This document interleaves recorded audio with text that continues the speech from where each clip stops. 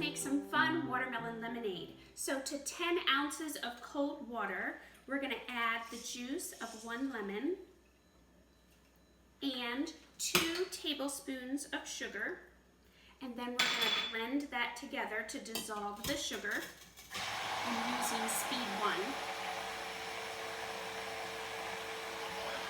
Once the sugar is all dissolved, we're gonna add some watermelon.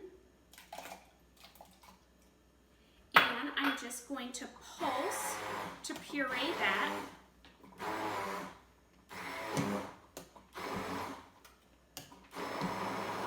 Once it's all pureed, you can move the bell blade up and down and get that vortex action going to get it all nice and smooth. And in no time, we have a beautiful, fresh watermelon lemonade, the perfect drink of summer. Add a little ice and a straw and you're good to go.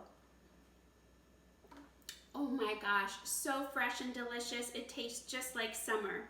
Take care, everyone.